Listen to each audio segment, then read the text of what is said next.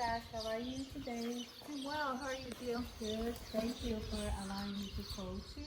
And just so you know, this is confidential and will be reviewed by our teachers. Okay? Okay. So, what would you like to talk about it today? Is there anything in mind? I would like to talk about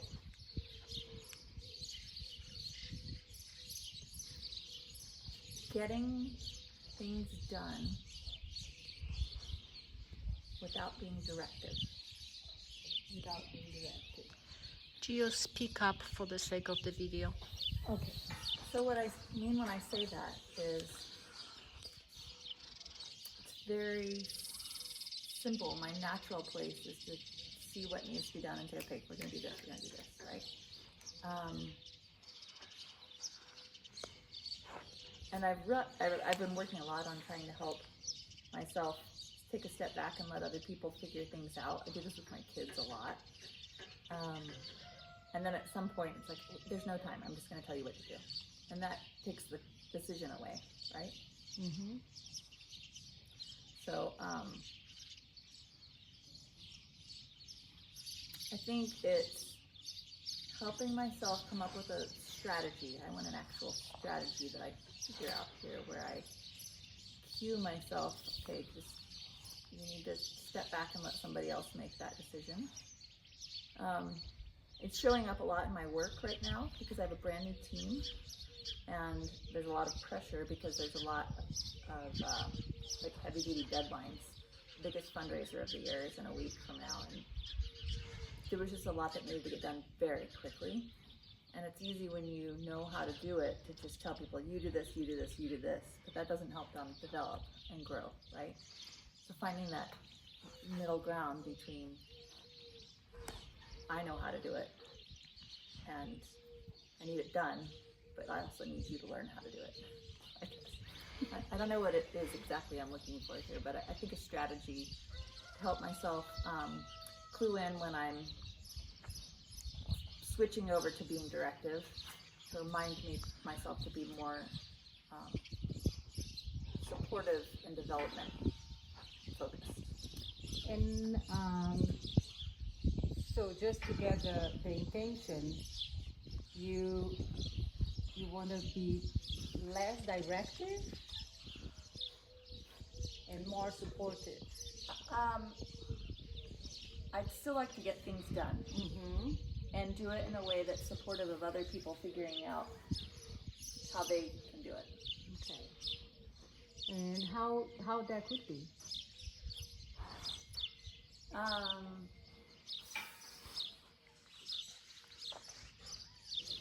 Well, I mean, I think ultimately my purpose is to be a teacher in my work world and my parenting world. What do you think is going on right now with Cruz?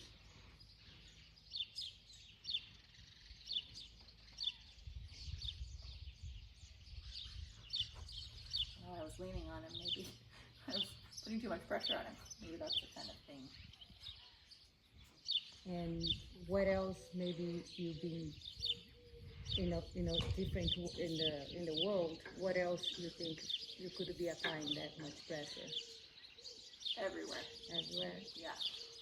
Because there are a lot of things that need to get done and a lot of deadlines, and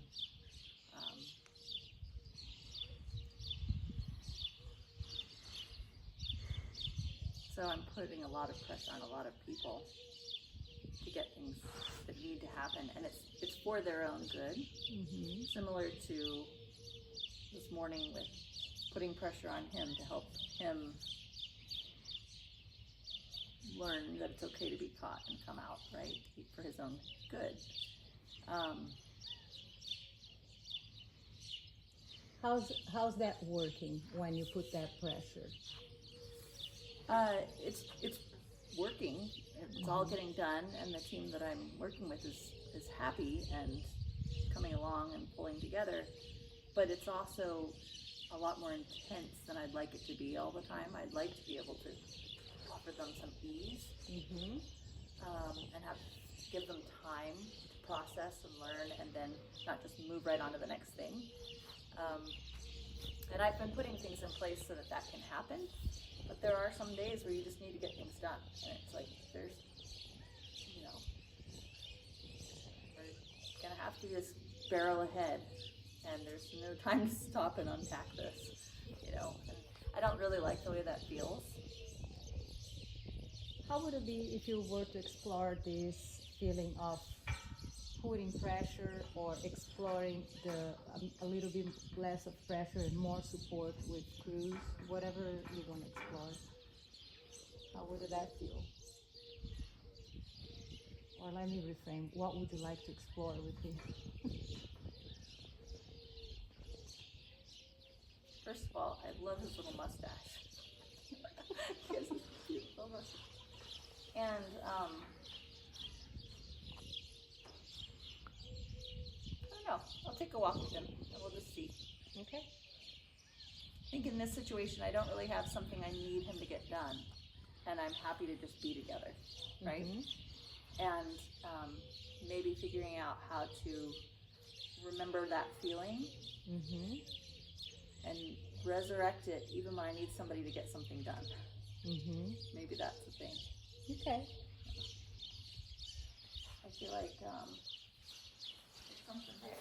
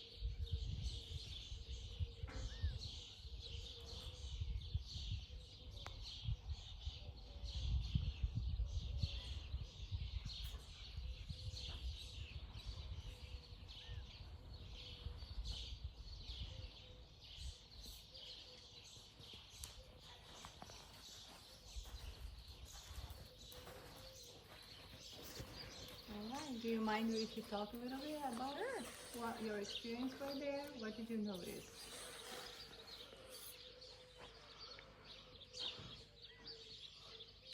I was thinking about the amount of pressure that needs to be used is often a lot less than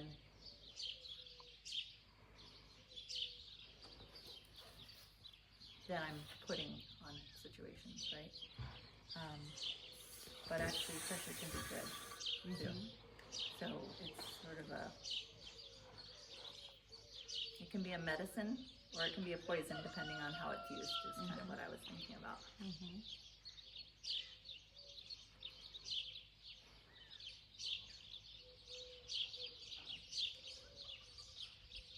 And how, let me see how who was this. You mentioned about being less directed.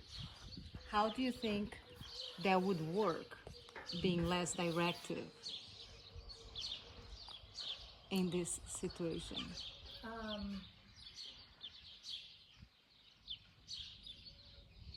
think being really clear about what I'm asking of the other person or horse, and then releasing pressure and giving them a chance to get to it.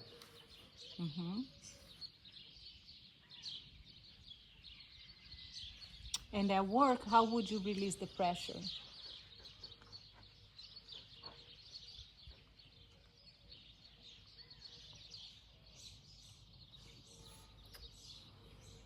I think it comes down to accepting every tiny win. What do you think happened there? What was that? Not waiting to celebrate the big win at the end, but breaking it down to little approximations and celebrating each individual little piece of the win.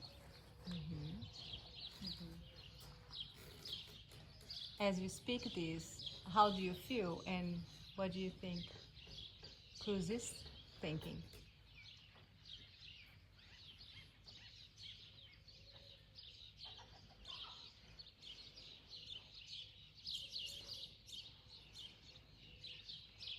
I get the sense that he wants a leader. He wants somebody to tell him what to do, and he doesn't want it done with force.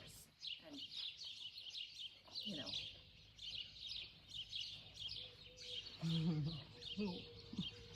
Would you like to share what is going on in your mind right now? I think it's really interesting. I feel like he moves out of the line of sight a little bit to process. And he's staying close and connected, but he's not close. It's like he's reserving his ability to jet really quickly if he wants to. I'm like, I'm here, but like I'm waiting for you to do something that's going to make me not be here, right? Sort of in this suspended animation state. And where this can happen at work? Well, it happens anywhere with a new relationship. So anytime you're building trust with a team, right? So, you know, one of the things I try to do is I try to go back and reconnect if I've had to put a lot of hard pressure on to get things done. And that was part of what I did when after I asked him to go around, I dropped the pressure and then I set down the long line, sort of as a cue, like you're no more expectations here. You did what you were asked to do. I'm releasing that. And I think making sure that posture shows up in your daily life as a manager is really important. And how could you do that?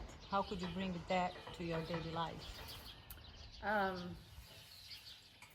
Doing more of the stopping and socializing piece, and you know, checking in on a personal level on people and things like that.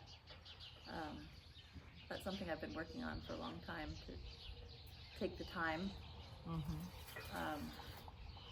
especially when I know we have things to do, we need to get there. You know, it's hard to take the time, but it's such an important piece in building trust and relationship, and that shows up in every aspect of life. Well, so we needed to wrap it up right now. What would be your takeaway from today? Celebrating the small wins, not waiting until the end when you've reached the goal, but celebrating each little tiny win along the way. And there doesn't have to be just a carrot and a stick. There can be something in between.